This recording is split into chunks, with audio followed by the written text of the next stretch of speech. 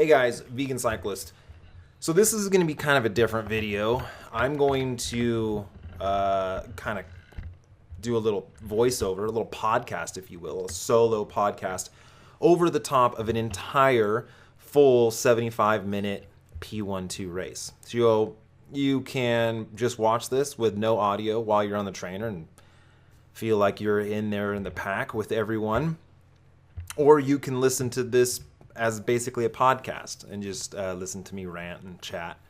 Or you can do both, because I'll kind of be commentating on the race and also just talking about other things. So, the race starts off quick and hard and fast. So we can talk about a few things right off the bat, which is that this race was 34 miles long. Ended up being an hour and 17 minutes in total duration. The average speed was 26.3 miles an hour, which was 42.3 kilometers per hour. My maximum speed was 35.4 or 56.9 in kph. Average watts, 248 watts. My max, 1102, which my all-time max watts is 1485, I believe. But, definitely at the end of a race, your max watts is going to be totally different. My time in zones, zone 1 was 37 minutes, zone 2, 10 minutes, zone 3, 8 minutes, zone 4, 8 minutes, zone 5, 6 minutes, and then zone 6, 15 minutes. So 15 minutes of 391 plus watts. Ouch. You can also see this little peak power breakdown of, where all my peak powers came from. 5 seconds, 938, 10 seconds, 885, 20 seconds, 683, 1 minute, 431, 5 minutes, 320, 10 minutes, 297. So, so those are kind of just the overalls. So, let's just talk about, for one, what kind of level these guys are that I'm racing with. They are semi-pro, right? Some of these guys have had pro contracts or are going to get pro contracts. The guys that I'm racing with in Northern California are extremely fast. It's crazy. It's crazy how fast they are. There's so many guys that can on any day just be able to put out a performance that just melts your face. So this is Pro 1-2, right? Pro being you're a pro. 1 is Cat 1, 2 is Cat 2. The way that works in America is there's a breakdown of 5. It's P 1, 2, 3, 4, 5. Okay, so Cat 5 is your beginner. That's where you start. Doesn't matter how strong you are or how fast you are. Doesn't matter. If you've never raced before, you start out as a Cat 5. Then you have to race 10 times. That's it. You race 10 times, and then you get to be a Cat 4. But once you get to a Cat 4, the only way to move up is through points. So you have to do well, right? So if you win a race, depending on how many people are in the race and what type of race it is, you might get 1 point, or you could get 20 points. And that so it just depends. Like how many people are in the race. Is it a crit? Is it a road race? How long is it? That all determines how many points you're going to get. So I think you need 20 or 30 points to move up, maybe 20 points to move up from 4 to a 3. And then from a 3, then that kind of resets. And then you have to get another, I want to say 30 points as a Cat 3 to move up into a 2. Same thing from a 2 to a 1. And then you just be a 1 until a pro team comes and picks you up. The crazy thing, though, is that there's not a whole lot of Cat 1s and Cat 2s and pros. So what they do is they combine Pro 1, 2 into one field. So when you go from Cat 3, the jump from that talent pool is massive. Because now all of a sudden, depending on which race you're at, you're racing with pros or Cat 1s. It's crazy. It's It's a big jump for sure. So let's kind of just get back to this race here a little bit. You can see on the power that the surging in a crit like this is bonkers. And I've talked about this in other videos that I've done, just about how different racing is than your casual rides or your group rides. No matter how hard your group rides are, man, you know, racing is just a whole nother level. It's the surging takes getting used to, because you haven't been used to having to go so hard and then recover while still going hard.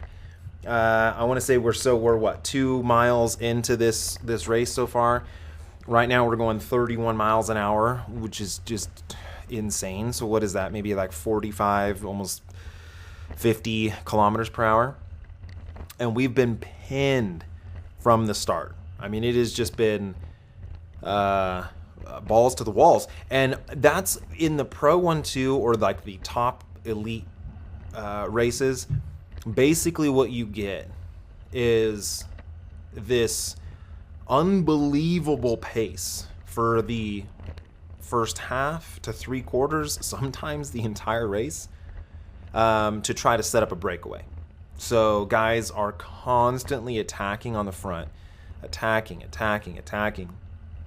And so the pace is insane. But you always have guys that are in the back that when that pace slows down, you know, you attack. And then you have these big teams where they have guys that are just able to rotate through. So you have a guy on the front that just melts everyone's face, and then as soon as he's tired, you know, he's got teammates in the back that will come and do the same thing. And so you get this situation where, wow, I mean, it doesn't matter how fit you are. The first 10 to 15, 20 minutes of a Pro 1-2 race, it's insane. There's just no way to describe it. It's something like you're having to make deals with yourself and lie to yourself about why you want to stay out there, right? Your body is just in so much pain that it's trying to say like, hey, we don't need to do this. We don't have to be here. We can do anything other than this, right? And so you kind of have to teach yourself and train yourself to know that it's gonna slow down eventually. It's crazy. So my goal for this race was to do well, and it was actually a part of a whole series. So there was a 3-race Omnium, and Omnium is basically like a stage race, but not for time. It's points. So depending on how you finish, you don't get time on the other people, you just get points. It makes it so where time trialists can't just come and completely dominate. You know, in a stage race, if you're a really good time trialist and you put a minute on someone else, that's so hard to get back in any sort of race. So an Omnium favors more of someone who's consistent all around her. So we've already had 2 races the day before this, a circuit race and a uphill time trial. So my goal, honestly, was just to kind of hang in and then look for a breakaway at the right time. And there was a certain cyclist in this group that I know he is super strong, and that guy seems to always go with every move, like the perfect move. We call him Mustache Man, and because he's got this like crazy handlebar type mustache. And so you can see him right there up in the top right, in that red kit right next to me. And so I'm looking at him like, man, what if I just stick on his wheel? What if I just follow him? What if I just only watch what this guy is going to do? Because most likely nothing is going to get away without him being in it. And if it does, he'll bridge to it. So instead of doing what I normally do in every freaking race I go to, is I'm on the front for the first 3/4 of the race, just drilling myself, trying to make the early break. A lot of times it never happens, and I just absolutely waste my legs and then possibly miss the actual move. And so I'm not gonna do that. I'm gonna just hang back and I'm gonna watch the Mustache Man, and I'm gonna watch his moves and sort of just follow him. That was the plan. Now, most P12 races, crits, will be anywhere from 1 hour to 90 minutes. This one was 75 minutes long, and it was really hot this day. I mean, it was 102, something like that. I mean, it was 100 degrees for sure. Really, really hot. So you got to try to stay hydrated, which for me, I don't know what it is, but my ability to perform under like really hot weather is pretty good. I'm able to run good power while dehydrated, or my body at least stays hydrated more. I'm not sure, but there's a lot of guys that as soon as it's above 100 degrees, they crack really quickly, and I'm not really like that. So I should probably target more races in hotter weather because I seem to do a little bit better than others, which would be a small advantage. I don't have many advantages as a cyclist, so if you have one, man, try to exploit it. This race, again, like I said, was a part of an overall 3-race deal. This was in Visalia, California, and it was put on by Budweiser, was like the main sponsor. So there's some Budweiser stuff around, and this was the final race of the day. So usually what they'll do in a day at the races, right, is the lower categories will go first. So Cat 5, Cat 4. Sometimes they'll combine races, 3, 4. They have Masters division. So if you're 35 plus, there's a whole category for you. If you're 45 plus, there's a whole category for you. And then they usually try to save the big show, the final show, for the end, so that the people, the fans, I guess, if you will, hang out and stay and watch supposedly the fastest guys out there.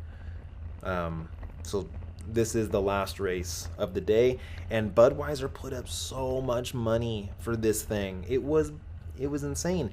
They I want to say like $20,000 or $30,000 in prize money. Big bucks. So if you won this race, I want to say it was $1,500 if you won, and then they paid all the way out to 20th place. Like, what? That's crazy. So, yeah, I'm trying to do well. I mean, my fitness is where if I race smart, top 10 is not hard. I mean, it's hard, but it's not. It's definitely something I can achieve. I often, though, racing for 10th and racing for first is a totally different scenario. And so if you raced for 10th, you could probably get top 10s a lot. But when you're racing for the win, then you race a little bit different. You look for moves. You try not to miss out on moves. And I don't have a sprint. I'm not a sprinter. So I'm trying to look out for the right breakaway. And then I would have to break away from the breakaway, which is like nightmare. Okay. So, yeah, I don't really have, I'm not really like well suited for local amateur racing. That's where I guess my talents would be more suited towards like a domestique. But who needs a domestique in amateur racing? You just don't. I guess I could get with a bigger team and try to help their team do some things, help lead out. But I need to work on my sprint. That's for sure. I need to get a faster snap, and that kind of comes down to genetics, really. I know a lot of people. I know on my comments and stuff, people will say that genetics don't play that big of a role, and it's just about training hard. And it's just not true. Depending on your genetics, you're going to have a certain type of muscle makeup. Your VO2 max is highly genetic. your motor. I mean, definitely training hard is, you want to train hard, but there's just certain things that your body is just going to adapt to better than others. And at the local race scene, if you are if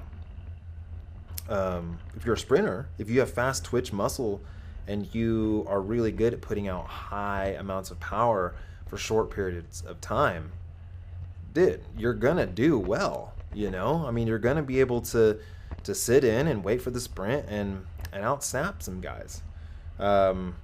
It's just not in the cards for me. So what I need to do is I need to work on my sprint so that when I do get in a breakaway, at least I have some sort of chance to win. Because, like, honestly, if there's a bunch of guys, like at this race, getting in the breakaway, I still necessarily wouldn't have a good chance at winning, because whoever's in the breakaway probably has a better sprint than I do. Ugh, that's frustrating, but it is what it is. So, so what else? I don't know if we're watching the racing here, and 28 miles an hour, 29 miles an hour all the time. It's just, again, we're what, 7 miles in and about 16 minutes into the race, and it just has not let up. And what will happen is race organizers will create what's called a preem. So they'll ring a bell, and the preem is like the next lap that you run through is you'll get a prize or cash. And so what they'll do is they'll place those, if they see the pace start to slow down, they'll ring the bell and they'll call out a preem. And so then everyone sprints for that preem. And sometimes you'll get that actually being the separation, right? So if there's a preem and everyone sprints really hard and then you counterattack that, a lot of times you'll see breakaways establish after that point. So this race, I think, had 5 or 6 preems, and I don't know, you kind of have to, which one do you want? You want to go for a good place finish, or do you want to go for preems? Because if you're sprinting for preems in the middle of the race, most likely you're wasting your legs, and you're not going to do very well in the end, unless you're, super duper strong. So what else? Let's talk about how nuts it is to be this close, right? If you've never raced, or you've only raced once or twice with a few guys, this is like a shell shock. This is kind of nuts that everyone races so close to each other. Everyone's going so fast, and then you're not right in your head. You're hypoxic. So your decision making is impaired, right? Your reflexes are impaired for sure. And so we're all just on the rivet running right next to each other. And you got to try to be careful with hitting your brakes, because if you hit your brakes, especially going 28, 29 miles an hour, you lose so much momentum, and you could get flicked that way so quick. So you sort of have to,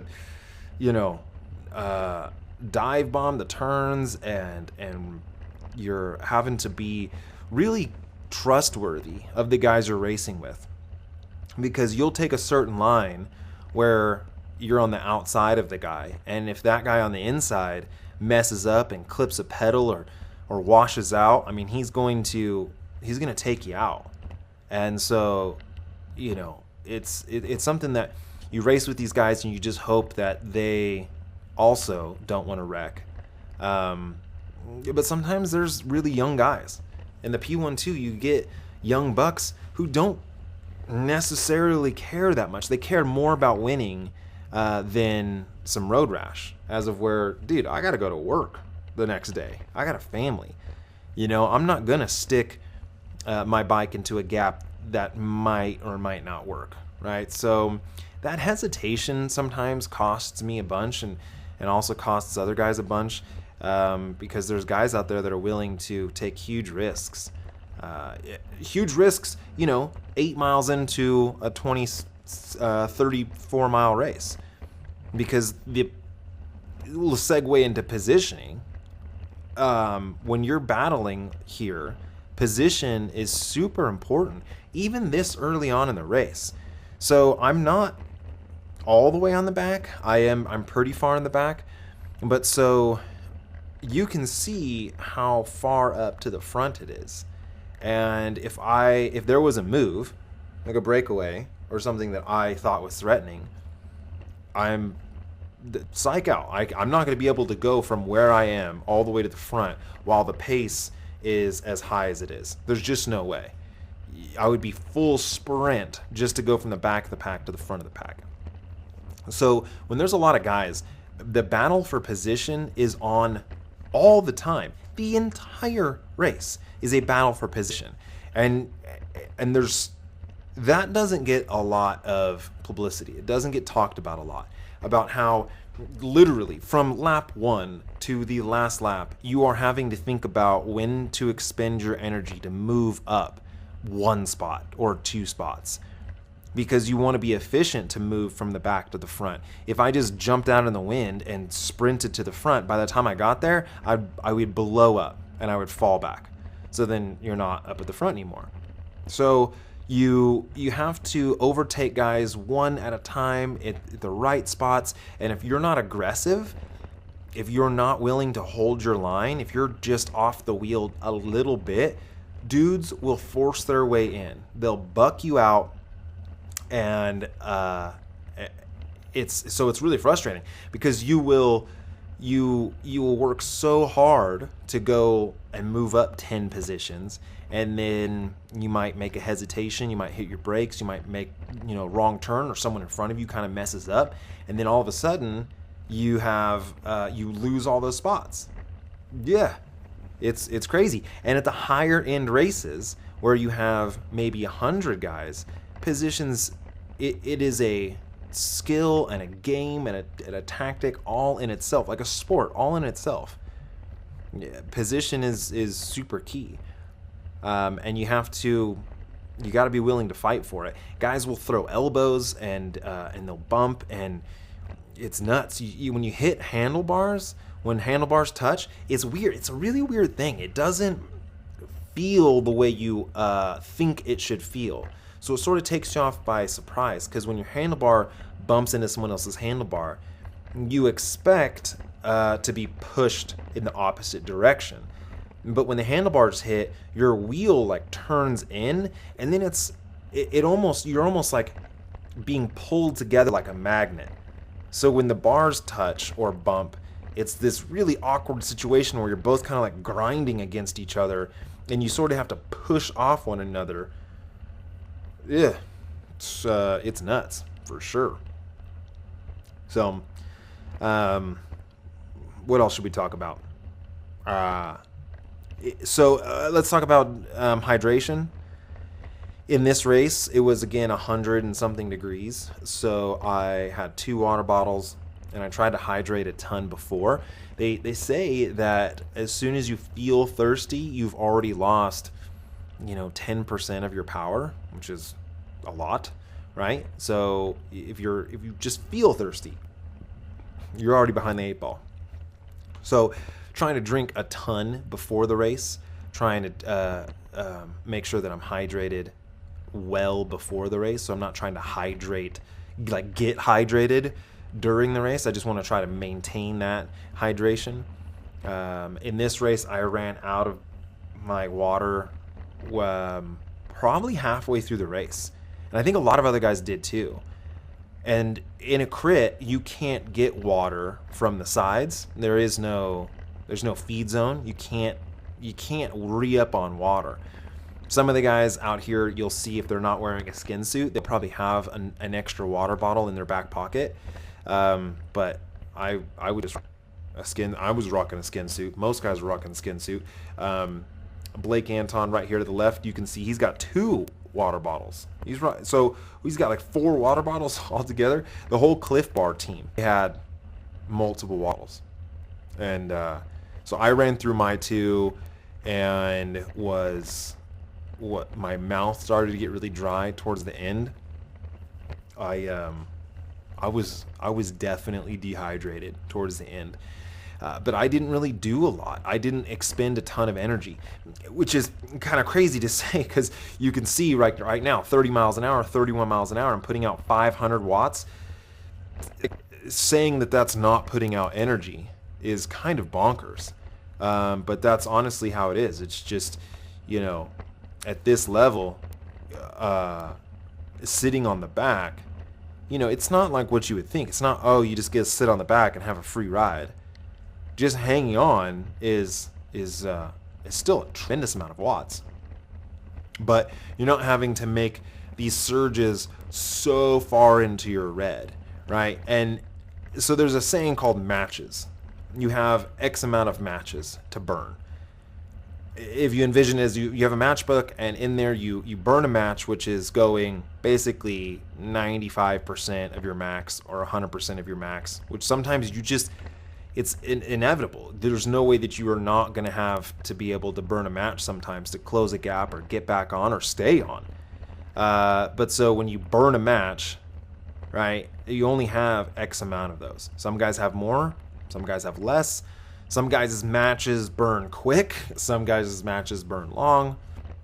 I would say I have a lot of tiny matches, right? So I'm able to hit 1,000 watts over and over and over and over and over and over again, 10 to 15 times in a race.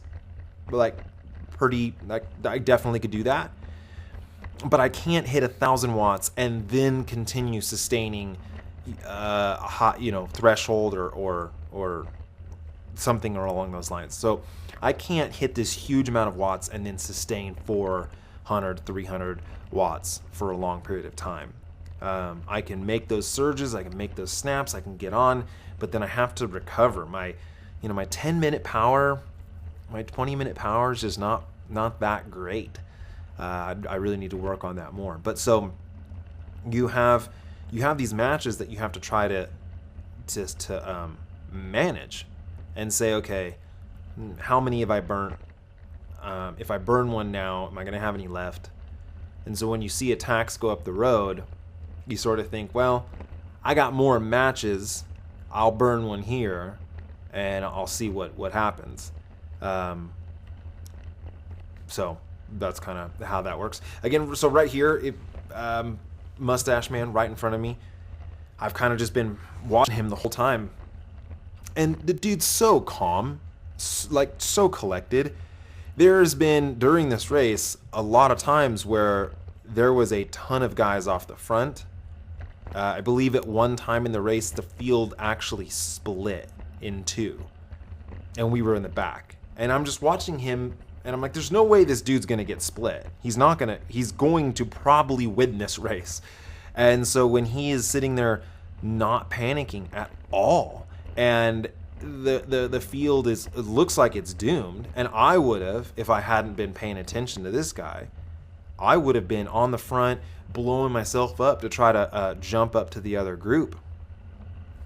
So, there's a thing about experience, right? What do they say? Like, a wise man learns from his mistakes. What is a smart man learns from his mistakes, but a wise man learns from the mistakes of others. So if you're not 100% experienced with racing, if you're not that well adapted to the tactics, pick a guy that is and stick on his wheel. It might seem kind of douchey, but I promise you, if you know a guy is probably going to do really well, if you just watch him and kind of mimic his moves, there's a good chance you're going to all of a sudden gain all of his experience. Because, if you're on his wheel, you're doing everything that he's doing, and he's probably doing things right, and you would be doing things wrong. And I learned so much from him during this race because of how calm he was. And when I talked to him afterwards, he sort of was just like, if it goes away, it goes away, whatever. But most likely it's not. Most likely there's too many teams that are willing to fight. There's too much money on the line for this race to get away or get a breakaway so early on. And then also he's super confident in his power and in his fitness. So if there was something that he missed, dude, he could solo bridge that sucker. But yeah, so knowing what other people are in the race and how good they are, that's so valuable. And when you race with guys you've never raced with before, or if it's your first time racing, that's impossible. You don't know any other guys, so you might look at the weakest dude out on the race and think, that guy's so strong, I'm gonna watch him, I'm gonna mark him, but he's actually the worst, right? And that's totally happened. I've marked guys that their fitness was nothing, and then let guys go who I definitely shouldn't have. But you learn, and you learn who you're racing with, and so yeah, definitely. But yeah, this guy, he really taught me to kind of like stay cool, hang out, and racing has a lot to do with probability and statistics, right? So if you were to say measure out your whole year and say, okay, I'm going to go for breakaways at the end of the race, every race. I'm going to wait 30 minutes, and then I'm going to make my move, or I'm going to start looking for moves. If you just said, I'm going to do that every race, statistically, you're probably going to do well, or you're definitely going to make some. Like, those are going to be the right moves. What I find hard is that I change up my tactics every single race. I go, I'm going to try to go off, lap 1 this race, and then I'm going to do something totally different the next race. And I kind of get into a position where I'm doing the wrong thing at every race. And so I think that I just need to be way calmer. Right now, I don't know if you can see, but this is where I was freaking out, because there is 20 guys off the front right now with a gap. So everything that I'm my whole race is dependent on the one guy up at the top of this group, because there are teammates in the second group, the group that's off the back kind of right now, that don't need to fill that gap. They don't need to bridge that. So what you'll have sometimes is you think, there's a breakaway going away. Other guys will chase that down. But what you don't realize is that there is a ton of racers that want that breakaway to go. So then you're on the back thinking, they'll get it. And then they're not getting it. And by the time you move to the front and get to a position, the breakaway's gone. So I was freaking out at that moment. But Mustache Man was just like, Matt, it's cool. It's not going anywhere. I'm not in it, so it's not going anywhere. That was kind of his mentality. What else? So, food. This race, I actually have a video, what a vegan cyclist eats in a week or something, or a week of eating, that actually goes through the entire week, with this race being the final race. And so I don't think I really ate that much before this race. It started at 3 o'clock, I think, or 3:30. So even though it was late, I didn't really eat a whole lot. I sort of like to feel light when I race, so I don't eat a ton. But also you gotta have energy. So it's a common thing to be all super nervous and be like, I'm too nervous, and then you don't eat, you forget to eat, and then you're like bloated and your stomach's hurting, and your body's putting energy into digesting that food versus recovering your muscles or energy that is readily usable for a race. So you got to really kind of play with that, right? Like, what foods work well for you during a race, what foods work well leading up to a race. There's the whole thing about carb loading, which I've never really been a fan of. I don't stuff my face full of food before a race, especially if it's a short race. An hour or less, your body's just not going to go into that state of trying to look for reserves outside of your, glycogen stores. Like it's going to run through those just over an hour, and then it's going to start looking at pulling stores from your fat, or that you're going to need to refuel and do all that sorts of things. So, if you're doing 100 miles in a day, eating a good dinner might have some benefits to it, because you might have more reserves to go into. But in a short race, I don't know. It doesn't work for me. Eating on the bike also, it is 75 minutes. I think I had a fig bar during this race. But again, an hour, I'm not gonna eat. A road race is different. A lot of guys do gels. I don't really like the gels. I don't like the consistency in my mouth. Ugh, it doesn't. Not a huge fan of it. So right there, I don't know if you saw, but look how much I moved up. I moved up huge. So we'll go back to like position, right? You're talking about positioning. I moved from the back to the front, and I was doing 180 watts.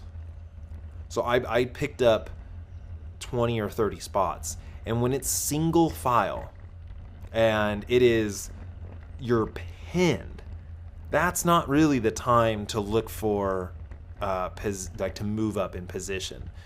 If you can make up one spot by braking a little bit later, or if there's a gap, like cool, whatever. But racing smart and looking for the right time to move up, like I did back there, where everyone's starting to slow down, and I just took this line to the outside and basically just kept my power, again, 180 watts, like zone 1, right? And I just went around everyone. Like, awesome. And so then now I'm at the front, or more of the front, so if the race starts to really pick up and I'm hurting and I need some time to rest, I'm going to, I'll have some slipping room, right? I'll have some slipping room to fall back through, through the pack. Now, we are, 16 miles in, so we're just about halfway through this race, and and there's been some breakaways. A lot of guys have burned their matches. So what you're starting to expect to see now is most likely a breakaway succeeding. This is like a good, if nothing has worked for the first 30 minutes, and there's a lot of guys, there's a good chance there's going to be an attack coming. This is kind of primed, ready for possibly a breakaway to go, because everyone's so tired.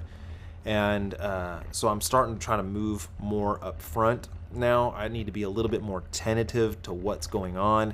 I need to battle for my position a little bit better. And I also need to be watching the teams. It's so crazy, crits, road races too. But you have to juggle what teams are there, what guys they have there, what their motivation is. Do you have a team that really likes to sprint? Well, then if they may just pull everything back.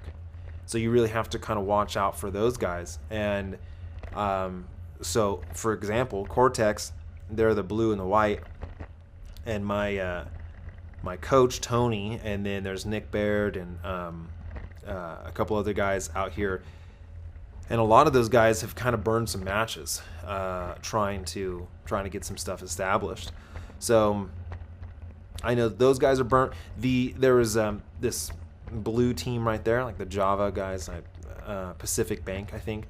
Those guys have burned a ton of matches. A lot of guys are getting tired. Cliff Bar burned a lot of matches. So something's going to happen here pretty soon. So you're trying to pay attention to what's going on. But yeah, it's just so insane, right? Thinking about all the different people, everything that's going on, all that stuff comes in. When someone wins a race, especially at this level, it's not out of luck. It's not because they just luckily got in the break, or that they are just super strong. They had the whole package. They were smart. They conserved their energy. They obviously were super strong. So there's just so much to it, right? There's so much to racing that is just it takes a while to learn for sure. I would say one of the big things that helped me learn a lot of this was watching a lot of pro racing. So watching Tour de France and watching the big tours and the one days, and you watch the pros and you hear the commentators and they'll talk, and you sort of kind of get a good idea, right, of what's going on. And you go to the local races and you see guys and you see the tactics, and yeah, it's definitely a learning curve for sure. So let's talk about cadence. Cadence, RPMs, revolutions per minute. So depending on your genetic makeup, you might have a more tendency to have muscular strength, or you might have a more tendency towards like anaerobic strength. And so, in the documentaries with Lance Armstrong and Chris Froome, their legs aren't really that strong. They're not squatting 600 pounds. They don't have a ton of fast twitch muscle. So what they do is they recruit most of the energy needs from their anaerobic motor, their heart. And so what they'll do is they spin a really high cadence, because you're not having to put out as much necessarily like force on the pedals. You're just having to rotate it really quickly, which then makes your heart rate go through the roof. But if you're able to, if your heart rate is, or your anaerobic motor is really strong, then you can do that. And so for me, I sort of fall in that line a little bit. When I climb, I definitely do 90 RPMs or so, get close to 100. In this race, I think I averaged 86 RPMs for the whole race. But you got to think that how many times was I coasting? So that average is kind of off a little bit, because there was a lot of times where I wasn't pedaling at all. So you're factoring in that. But when you're running at 100 RPMs, it takes getting used to. It definitely takes practicing that. But that is where you're going to be able to maximize your performance and be able to not overwork your legs, right? You're distributing the energy requirements throughout every motor of your body, anaerobic and muscular.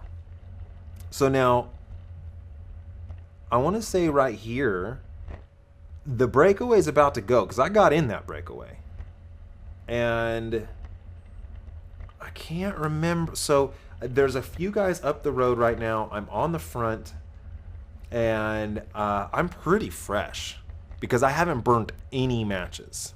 I haven't gone with really any moves. So is there guys up the front right now? I feel like there is. I can't see them. Maybe they got a pretty good gap. Anyway, so yeah, something's about to go here, and I'm trying to be it all the way to the front, but also not blow myself up. So I don't want to be on the front.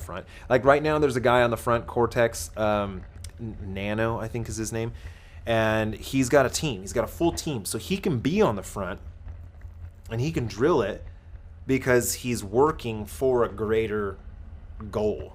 Right? He necessarily doesn't have to watch his energy. He needs to be a good teammate and make sure that the pace is being set high. And so I want to say maybe he got a guy in the break, because it kind of looked like he was fading out. But anyway, let's get back on track here. It's hard to talk like this to nobody. Just hit 1,000 watts right there. What? So having also, so let's talk a little bit more about cadence. When you're pedaling a high cadence, when an attack comes or a surge comes, you're able to spin up a lot faster and really be able to get that pace going quickly. get back up to pace, close those gaps, make a move. And if you're pedaling at 60 RPMs or 50 RPMs, you don't really have that snap. I mean, you're just going to be like digging your legs into your pedals. Okay, so you know what? There was, I want to say there was 2 guys that got off the front. It was a Cliff Bar. There was a Cliff Bar, and I think there was a Pacific Bank, and they're off the front right now. That's right. There was 2 guys, and they were way off. And I think at one time they had maybe a minute, right? And so here's let's talk about this. Sometimes you'll get guys that go off the front, and what will happen is everyone sort of lets them go off because 2 guys isn't that threatening. It's not that threatening. You know that they're probably not going to be able to sustain a really huge pace for a long time. So guys will give it a sort of a leash, and then the requirement falls on some of the bigger teams to chase that stuff down.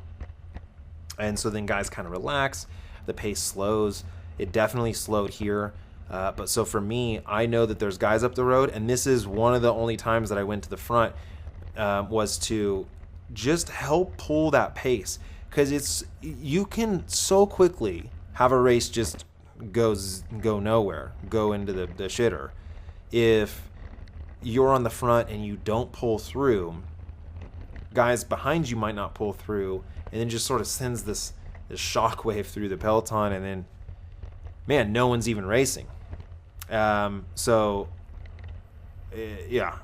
If you want to watch, I should have said this in the beginning, if you want to watch the breakdown of this race, I have this separate race, this actual race, the whole thing as a breakdown to where I explain everything.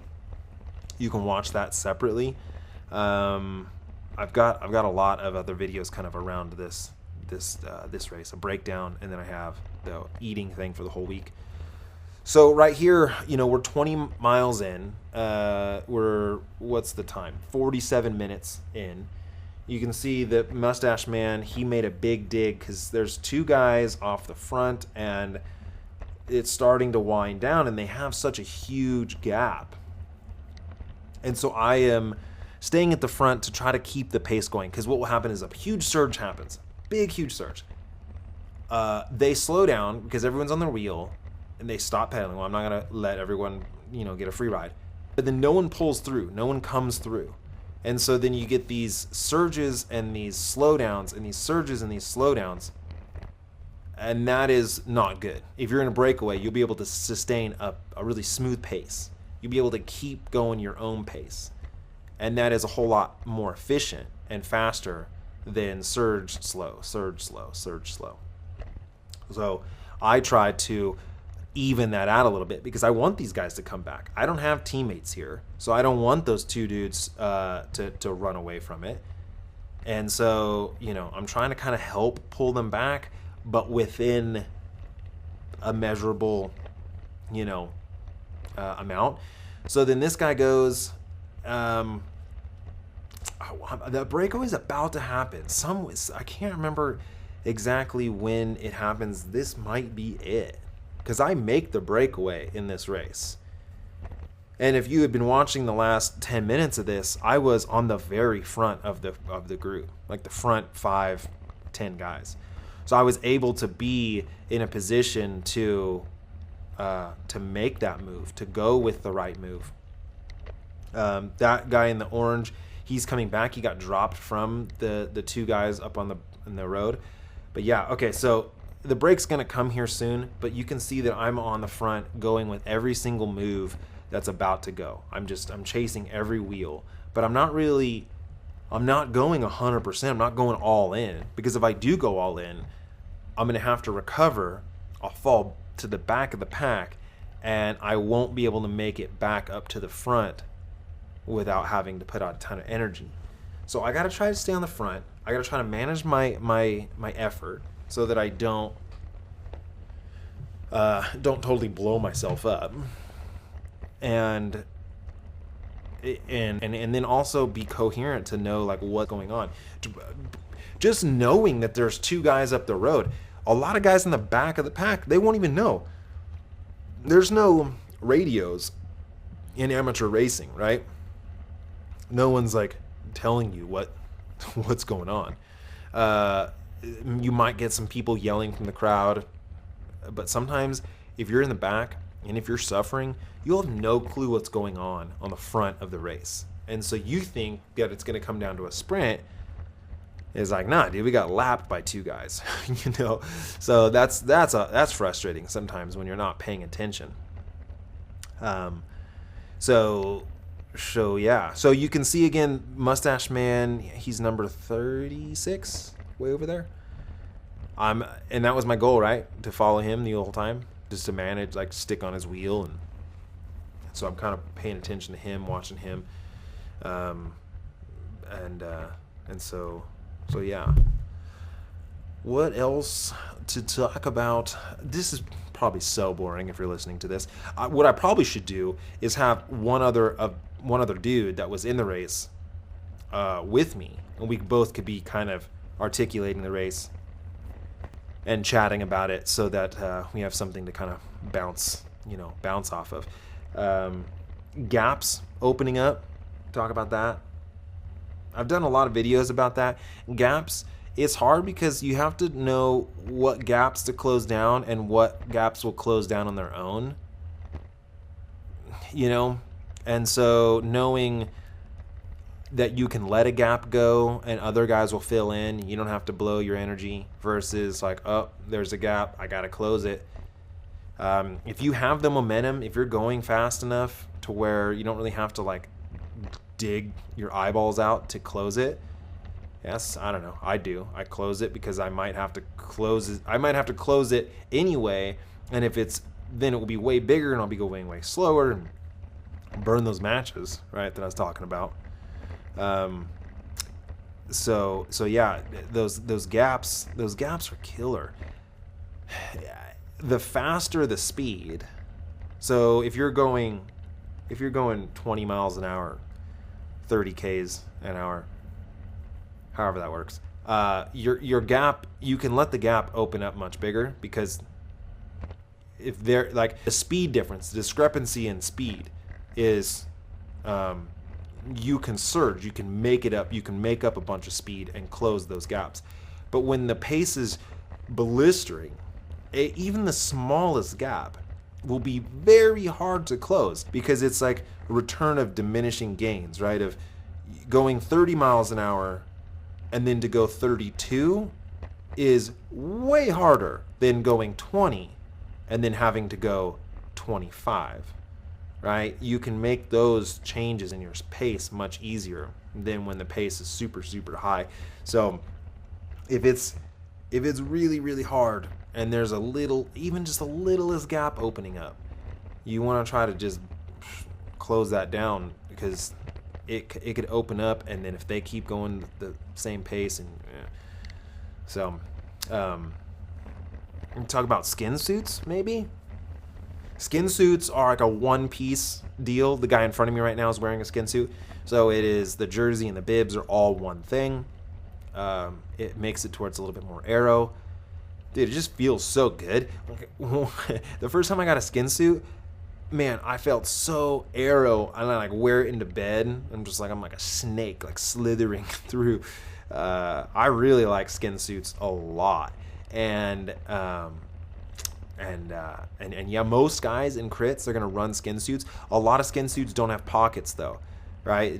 It's pure race. So you're not gonna be running. You don't have any food. You don't have any pockets. Not holding anything, which is all about racing. So yeah, skin suits, dope. They're expensive. Let's talk about dudes throwing themselves on the fire. Chaz, right there, he just drilled himself to bring back that break. I think it got out to like a minute. And then Chaz just drilled himself for like 2 laps, because that was his team requirement. You look at other teams and go, look, you got the big team. You're the ones that are going to lose out. You have to close. So there's this weird like hierarchy of knowing what your job is and what your job isn't. And when you learn that, racing becomes way more easy because you understand the dynamic, you understand the obligation. You're like, okay, I know that you are the sprinter for this team, and so you're probably not going to close down anything. The guy right in front of me is Randy, and he's the sprinter for Cortex. That dude's not going to break away. That dude's not closing anything down. He has a whole team to do that for him. So not really the best dude's wheel to be on, really, because he's not going to do work. He's not a workhorse. So you're trying to like figure out which dudes have which motivation. And you know guys like, oh, okay, this guy is the workhorse. This guy is the breakaway. So like me, for instance, obviously I'm not strong. No one's marking my wheel. But if you see me in a race, I'm not a sprinter. So sitting on my wheel for the sprint, bad move, bro. Bad move, man. Because I'm not gonna do nothing. I'm trying to make a breakaway. So you could watch me, you could watch my wheel, and know that I might try to close gaps down. And you get a free ride because I don't have a team. So I say I don't have a team. I'm on Michael David Winery. They just don't have a lot of Cat 1, Cat 2 dudes, right? So I don't really have dudes on my team. I have a team. They support me financially, which is really cool. So when you get up into the higher ranks, usually Cat 1, 2 teams will pay for your races. So you get your races paid for. Some Cat 3 racing, you can get your races paid for. A lot of times they'll do like half reimbursement. So my deal is for 2016 and will still be for 2017 is free races. So I get my races paid for. Also get kits paid for. So that's cool, right? Racing is expensive. It's still I'm not making money. I'm not getting paid to race. But that, at the end of the year, $1,500, $2,000, something like that, right? That's not chump change. That's cool. So, whatever you can do to get help, for sure. Some of the bigger teams will provide bikes, helmets, gear. Some have traveling budgets. They'll have budgets for hotels and gas and that sort of thing. But some of the bigger teams, they travel all over America. They travel to some of the biggest races out there. And as a family man, dude, I'm not trying to be away from my family. It's just I'm not trying to do it. I love my family. And wherever I go, I want my family with me. And so traveling with me and my wife and my son, and then we have 3 dogs, yeah, it's hard to do. It's not easy. So we might be able to stay the night once somewhere, but also I have 2 businesses, so I can't just constantly be on the road. This is definitely a hobby for me. And where I live, I can hit as many races. I could race 60 times, 70 times in a year without leaving Northern California. So it would be cool to go and do other races, bigger races outside. It would be neat, but until I'm balling out of control and can take my puppies on a plane and rent a house or something like that, then that might be different. But so I cut the race was, I think I cut like 5 or 10 minutes out of it because my GoPro only gets about an hour of footage. So then here is my move. Everyone slowed down after chasing the break. Okay, I gotta recap. Break of 2, way off. They came back. Counterattack goes. Everyone's watching them because everyone's super tired because we're 28 miles, 30 miles into this. And look at this move. I make it, right? I saw the makeup. there was 3 guys up the road, and dude, I didn't hesitate, but that was hard to do that. That was so hard to make that huge bridge, but I hadn't really burned that many matches. I hadn't really made any huge efforts. So now we're here in a breakaway. So let's talk about breakaway etiquette, okay? Because this is for the next 4 miles, we're in a break. Now, in a breakaway, you have to go faster than the group, obviously. But what's happening is that you had to spend a ton of energy to make that separation. So you're hurting, okay? You're gassed. But now you have to sustain a pace that is way harder and way faster than, a charging group behind you. So usually what will happen is breakaways work when the chasing group isn't really that organized and they're not really going that hard. But still, breakaways are like this. You always see them up the road and go, man, I missed it. I wish I was there. Until you're in a breakaway. Then you're like, oh my goodness, why won't they just catch us? I want this to be over. It's so hard. You're having to just go out of your skin. And everyone's not able to really talk. Everyone's, gasping for air. And you have to somehow make this universal agreement of like, okay, I'm going to take this corner to this corner. You're going to take that corner to that corner. We're going to pull through. We're going to work well. No one's, let's just get it done. Let's just work. And sometimes one sour apple, even if he's just not fit, or if he's got other motives because he's just in the break because his team is a sprinter, and if he's in the break, then that takes the pressure off the sprinting team to chase, but he doesn't really care if he wins, so he won't work. That's the worst. But it happens. You get guys but everyone in this group wants to win. We all want to win, so we're all going to work together, and you go to the front and you go just about as hard as you possibly can, and then you get back in line. When you bridge up to a break, you're going to be on the limit. You're going to be dead. But what you don't want to do is hang out on the wheel and be like, I got to recover, because then everyone will go, you're not really working, and then either they'll attack you, or then you could just mess up the whole flow. So even if you're just bleeding out your eyes and you've bridged to the break, you got to make your pull, even if it's small, even if it's short, whatever. And if you're not able to do much in the break, guys will make deals, and you got to be careful with that, because guys will say, oh man, I'm suffering, like, let me just hang on.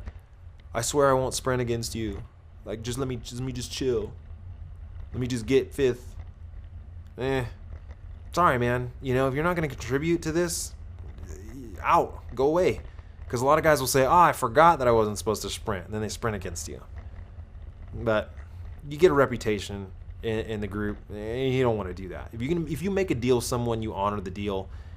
But for me, I try not to make deals, because you don't know. There can be times where you are on the limit. You're like, I can't make another pedal, and just for whatever reason, the group slows down a little bit. You get a second wind, and you start to feel better. But here's the other thing is, so right now we have 4 guys. Like, I'm in serious money, even if I get last out of this 4-man break. I'm gonna make some money right now. And I am pretty confident that I could beat one of these guys. This guy in the red, I'm pretty confident, because of the way he's making his pulls and the way that I'm feeling, the way I'm making my pulls, I'm pretty confident that I could beat him. So I kind of start to get giggity, like, oh my goodness, like, I'm going to get 3rd. And that's, you don't want to cash your chips before they're there, right? Trying to think like, hey, we got this in the bag. We can slow down. Because in the last couple laps, the group, they could go 35 miles an hour. And, if you're not able to hold that, which in small groups, there's no way you're gonna be able to hold that. So you don't want to like count your chickens before they're in the coop or something like that. Yeah, don't try not to think about that way. Just try to go as hard as you can. And I actually lied, because that two-man break that had been out for half the race is actually still up the road. We're about to catch them. So there was a two-man break. We created a chase group. And so that two-man break up there, which I don't understand because it had a Pacific Bank guy in it, had a Pacific Bank guy in the break, and there was a Pacific guy helping pulling it back in our group. So the guy in the blue, the light blue, in our group, in our breakaway, our chase group, dude, he shouldn't have been doing any work, because we would have brought him up to this, because he had as a teammate up, right? So that was kind of weird. He helped bring his teammate back. Probably shouldn't have done that. He could have been in a really good situation if he just told us, look, I have a guy up front, I have a guy in the break, see ya. You know, like, whatever, I'm going to hang on your wheel. And me and the other two guys would have had to make a decision. Well, are we going to take him, or are we going to not? And we would have. We would have ended up taking him, because it's like, well, we want a chance at top 5 for sure. So now we've absorbed 2. So we went from a 4-man to a 6-man. And at some point in this, we get bridged by 2 others. So we go from 6 to 8, and then there was 2 Pacific and 2 Cliff Bar guys. So there was 2 guys had teammates. So now we're cooking. We have a good gap. There's only 2 miles left, which is about 2 earth-ops left, right? So it's starting to get pretty exciting. But again, being in a breakaway is an exciting concept, and it's great after the fact, but it's not fun while you're in it. It's not fun while you're doing it. It is really hard. You're having to go out of your skin. And that's where having goals, or having like a goal in mind, or having something in your mind that you can say, I'm gonna pedal till I puke. I'm gonna get a good position. Like, this is what I've worked for. This is what I've done. I train hard for this moment. You know, there is this self-motivation position that you have to put yourself in, where you're just like convincing yourself that all this pain is somehow worth it, because your body is designed to go, whoa, we're in pain, let's stop this. And if it wasn't like that, your heart would explode. Just like touching a hot pan. You touch a hot pan, yeah, it's hot. It's really hot. You're gonna hurt yourself.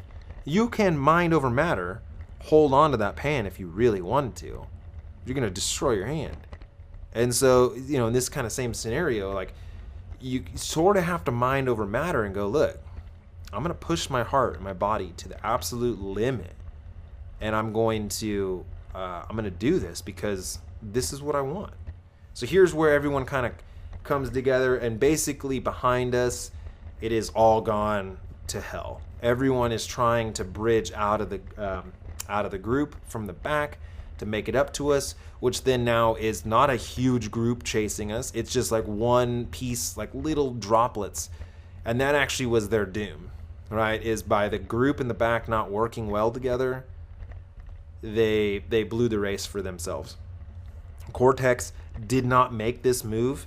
They had 5 strong guys, and they blew an opportunity. I mean, they totally they dropped the ball big time, which is frustrating. Sometimes when you have a really big team, it's not, I mean, yeah, you have certain advantages, but you also have a disadvantage, which is that everyone looks at you and your team as the team that has to do everything. Like, oh, you got a big team, close that gap. Oh, you got a big team, close that gap. Do this, do that, whatever. And so then you, as a part of that team, all your guys get burnt And then when the move actually does work or does go, everyone's already smashed. So having a big team necessarily isn't always the best way to go. A lot of guys will win solo, which is crazy, especially at this level where their teams don't, teams do matter. Guys will they'll just destroy everyone. So, this is the finish. This is the sprint. Oh, smack. Last lap. Look at my face. So frustrating because I almost got that dude. I was way too far off the back when that came, right? When we came into the last lap, I needed to have had way more momentum. I needed to be closer to the guy's wheels. It is what it is. It was a great race. I got 6th. I got a couple $100. I think I got 8th overall in the Omnium, which is pretty cool. So, yeah, I don't know. Was this boring? Was this absolutely just dreadful? I think I'm gonna bring another guy in next time to do this, so we can banter off one another. I hope you enjoyed this full race. I hope you enjoyed the commentary that I just put on this and spitballed for an hour and 17 minutes, or however long it was. So, guys, thank you so much. Vegan Cyclist. Yeah.